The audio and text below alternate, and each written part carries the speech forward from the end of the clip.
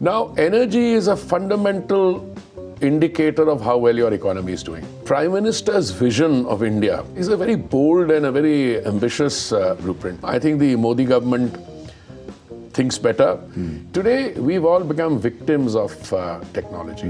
Politics brings a larger canvas, that's all. Our Russian Federation cooperation has been exceptionally important. He said, you're buying us so much. I said, well, I buy from whoever sells me at the most competitive price. Why does it bother the rest of the world? I don't think it does.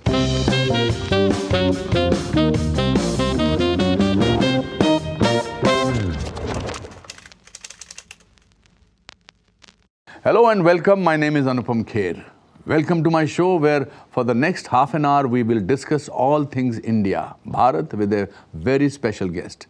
He's a seasoned diplomat and a prominent politician who served as India's permanent representative to United Nations and held 4 ministerial positions. Today he's serving as India's Minister of Petroleum and Natural Gas. Welcome, Hardeep Puri ji. Thank you. Hardeep Puri was born in Delhi in 1952. He got his master's in history from Delhi University and joined India's Foreign Service in 1974. During his remarkable diplomatic career, he has served as Joint Secretary to the Government of India in the Ministry of External Affairs and Ambassador to Brazil. Hardeep Puri also served as India's permanent representative to the UN in Geneva and in New York. He joined the BJP in 2013 and was first appointed Minister of Housing and Urban Affairs in just 4 years' time. From 2019 to 2021, he held 3 ministerial positions at the same time. He is currently serving as Minister of Petroleum and Natural Gas. Thank you. It's an honor to speak to you. First I met you in New York, and now we are here chatting about life. You come from a diplomat family. Was this a very natural choice that you made to get into this? I don't think I ever exercised a choice, as it were, in terms of career. I wanted to be a diplomat because my father was in the Ministry of External Affairs. So that's a life I was born into. As a 4-year-old child, I accompanied my father when he went on his first posting to Bonn in Germany. When I was 16 years old and joined Delhi University, I was exposed to student politics. I flirted with both the left and the right, as we understand it in normal language. Yes. I was an elected student leader in 1971. So after I finished my diplomatic career of 39 years, it's not that I exercised a choice. It was almost a natural drift into the next phase of my life, which was the BJP. I had made my intentions very clear. There was, in fact, an instance in 2008 when I just come back from Brazil, where I was ambassador, and I was secretary in Delhi, and I wanted to consider joining politics even then. I remember I went to the then leadership of the party and expressed an interest in contesting the 2009 elections from Delhi. The party, for whatever reason, very difficult to say with the benefit of hindsight, they decided not to give me a ticket. That was a good thing. Then I went on to New York, where I became permanent representative, and I had the privilege of presiding over the Security Council because India was elected to the council in 2011 and 12.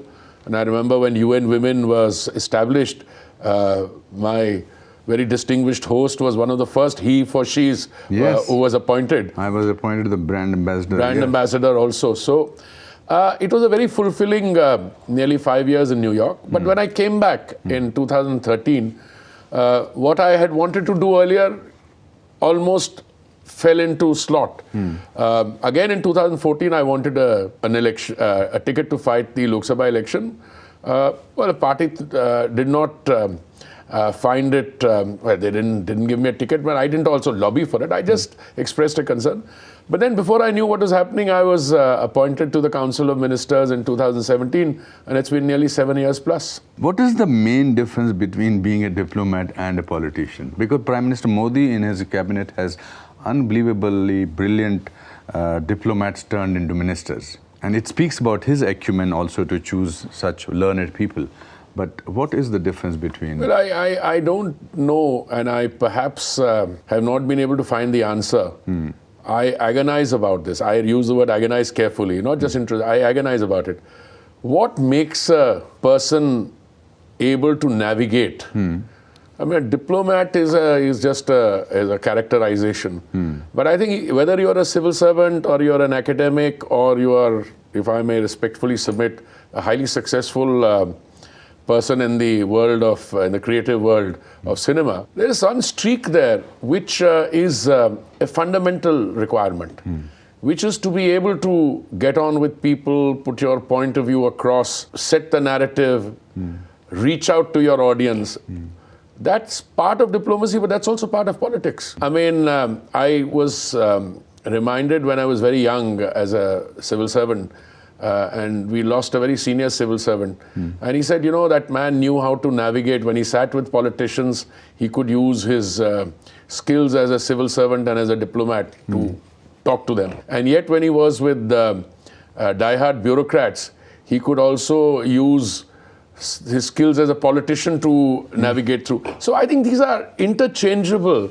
These are all facets of the same personality. It's true, some people never make the transition. That's what I'm saying, yeah. No, some people. But I think if you've been in any profession for 39 years as I was, surely there must have been something that you learn by way of knowing how to relate to people, knowing how that. And the world of politics brings a larger canvas, that's all. I mean, as a diplomat, you are accredited from one country to another, or if you're in the UN, you are dealing with the member states. But political canvas is much larger. So I think it also provides good training ground.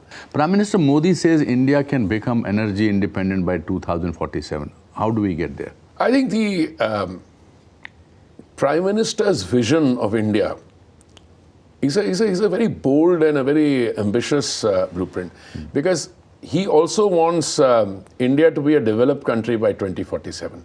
Yeah. So what you're talking about is India with an economy of $25 trillion as against your $4 trillion now. Now, energy is a fundamental indicator of how well your economy is doing. Anupamji, if you ask anyone a question, are any countries consumption figures on energy rising, are they declining, are they stable? It will give you a fairly good idea of how the economy is. In India today, our indices show rapid consumption increase. I don't want to startle you with facts, but we are today consuming 5 million barrels of crude oil in a day, which is going into a refinery. 5 million barrels in a day. Right. This was a figure till about a few days ago. Yesterday or day before, I had to appear on a show like this, and I did my homework, and the figure had come up to 5.33 million. That is, you know, it's a massive haul. We are going to, in the next few year or two, look at an Indian crude oil consumption of 6 million barrels per day plus. Wow. Plus, in the next 2 decades, next 20 years, 25% of the increase in global demand is going to come from India.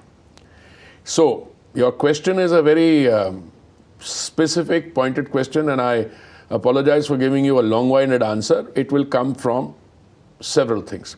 One, a massive increase in exploration and production. What happened is, for a long period, we just thought that if crude oil is available at reasonable rates all over the world, why do you want to do exploration and production?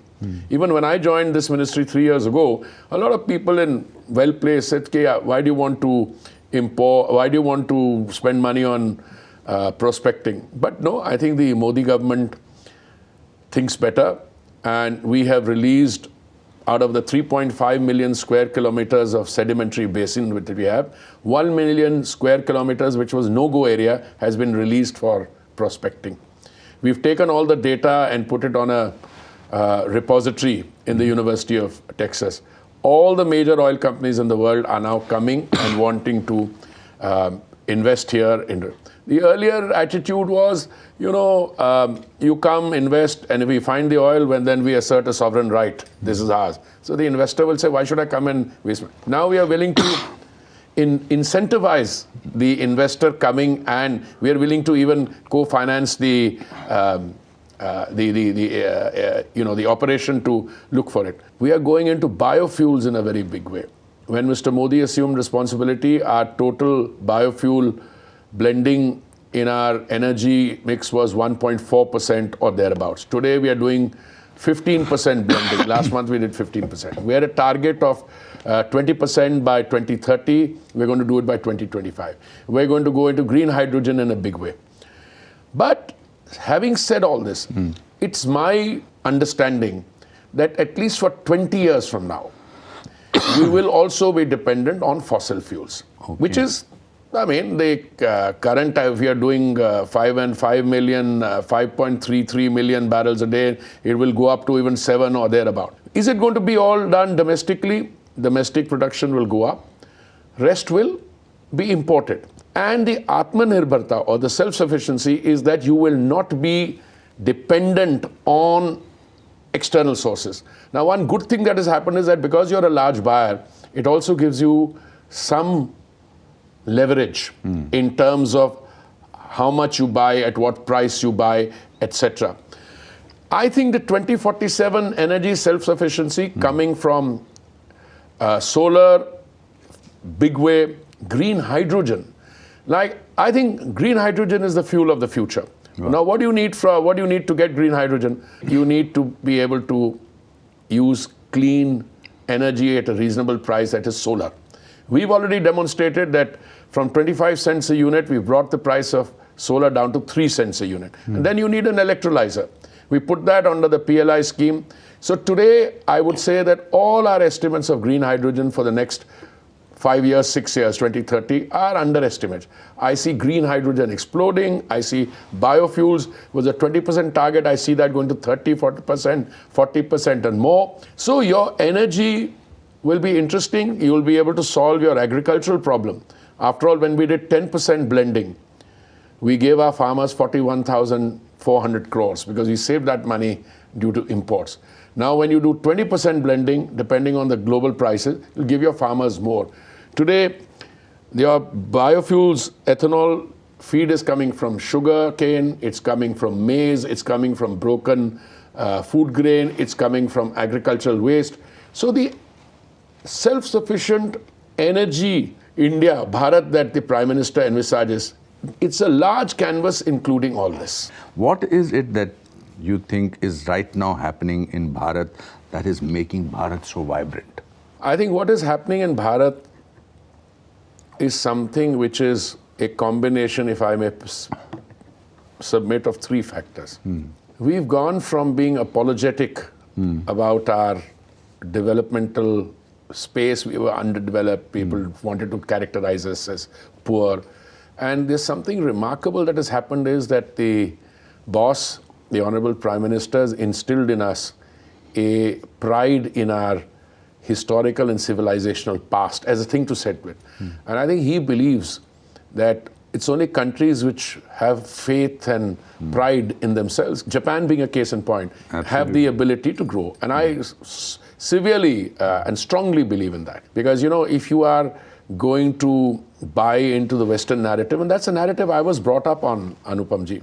When I went to school, when I went elsewhere, they would look at India as a country which is, maybe to be pitied, if not despised, and you have a long way to go. Well, we had people who were displaying India as a country of snake charmers and elephants and things. Absolutely. By the people in high positions. Absolutely. Yeah. So then came along Mr. Atal Bihari Vajpayee, whom I have great respect. I had a privilege of knowing him for a long time. And we carried out the nuclear tests, which gave you a certain edge in terms of once you have a nuclear deterrence, people take you slightly more seriously. But then the last 10 years have been remarkable in terms of the kind of economic productive forces which have been unleashed. You see, government can only provide a small catalyst. They can provide some ideas, no matter which way you go in. And what used to happen is they used to say that there are several Indias out there. There is the affluent India, which is very well-to-do, and then there is a very poor India. I think what the Modi 10 years have succeeded in doing, and this realization is we have not been able to get that narrative across, is that he has said that good governance is also good politics.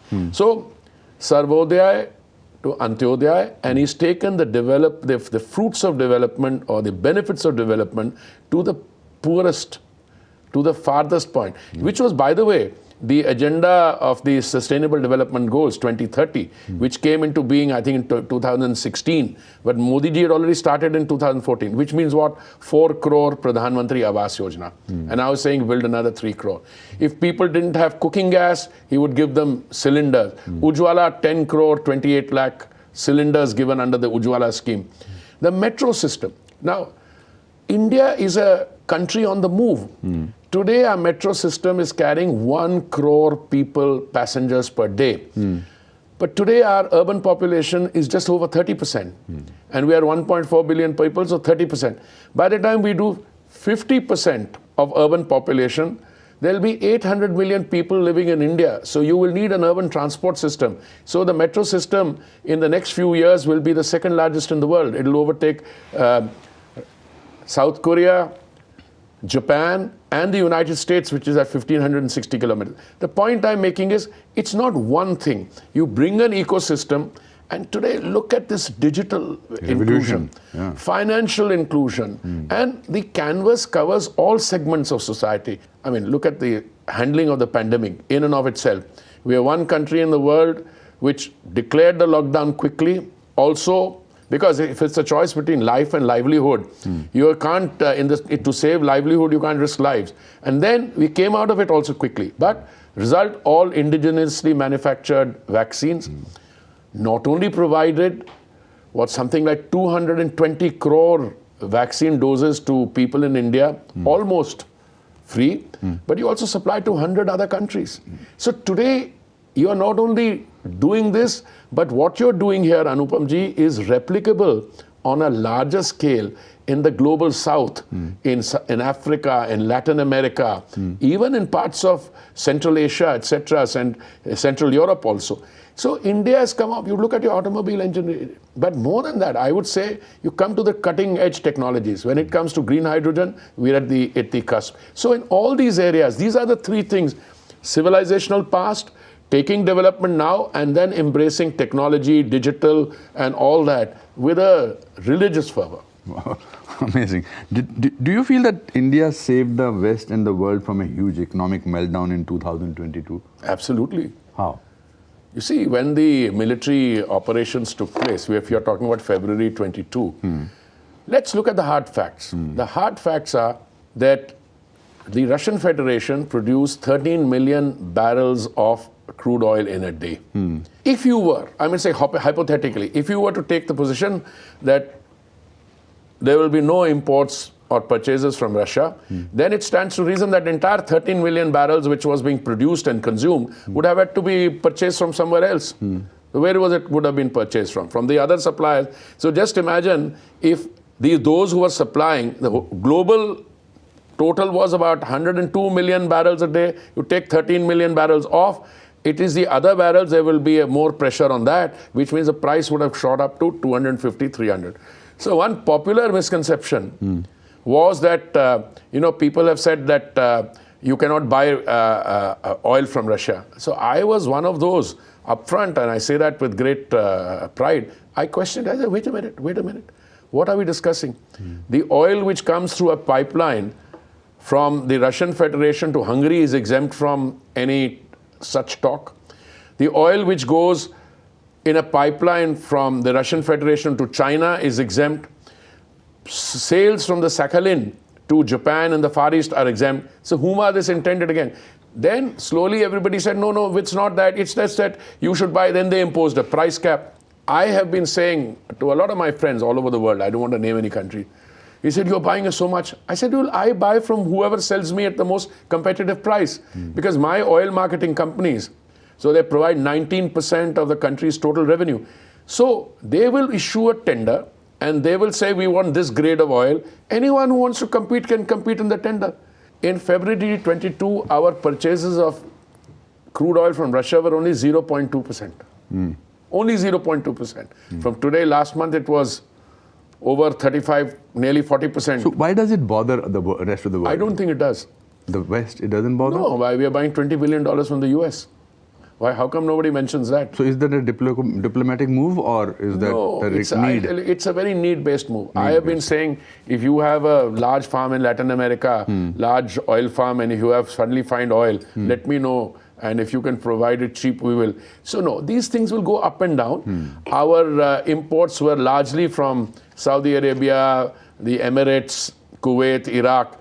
Well, I think that keeps coming up and down. I don't think it's really bothering anyone. What they have problems, all right. They would want us to buy oil at competitive rates, but that's an entirely different discussion. Correct. Right now, the construction is underway for the new reactors in Kondakulam. How important is this cooperation with Russia? Very important. Very important. I can tell you, we've been through a very fascinating phase in our approach to energy. During the Manmohan Singh years, we had, this desire, because nuclear energy ideally should be a source of providing a very significant portion of your requirements. We signed an India-specific safeguards agreement, we did all these things, etc. But then somehow it never took off. And there are a variety of reasons. Our Russian Federation cooperation has been exceptionally important. Our cooperation with the erstwhile Soviet Union in many fields, I mean defense, energy now, nuclear, etc., is extremely important and we greatly value it. So what are India's key objectives for its engagement in the Arctic region in terms of energy? Energy as defined in the broadest possible terms. Broadest possible terms, I mean, you look for whatever energy you can get, we can all, but today, the new energy mix, you're going to be looking at rare earths, minerals, all that. So like any country, but this is a game in which some countries got off the mark earlier, but I certainly believe that there's enough around everywhere. And there will be rationalization, production and supply lines will rationalize, and countries which have large markets, whoever has the resource will also need to sell to them. Now, for instance, if India were to stop buying, say, 5 or 6 million barrels a day, do you know how much of oil there would be and where would be the alternate buyers? I mean, you have two large buyers today, China and India, and you have others. But, with the advent of electric vehicles coming in, with the advent of other hybrids, biofuels coming in, green hydrogen, etc., the world is changing. But I still think for the foreseeable future, this kind of energy mix is something we will need to be anchored in for a while. How does Hardeep Puri relax? That's a very good question. The question should be reframed, why doesn't Hardeep Puri relax? so I mean, I'll be very frank. You're a very relaxed person whenever I met you. When I'm relaxed otherwise, but no, by relaxed, I think you had a very positive construct on relax means just switch off, switch off. Today, we've all become victims of technology. Before you sleep at 12:30 and 1 at night, you're looking at your messages. When you get up in the morning, first thing is you're looking at your messages. So I think taking a time off, well, that's not going to happen just now. Because you have a boss who's completely dedicated to work. I don't think he's taken a holiday in... Did you want to say taskmaster? That's up to you. I mean, he has a lot of people working for him. I don't think everyone shows or tries to respond like that. Look, he's older than me. I don't think I've heard him take a holiday ever, even as Chief Minister of Gujarat. I received him in London, in Geneva when I was permanent representative.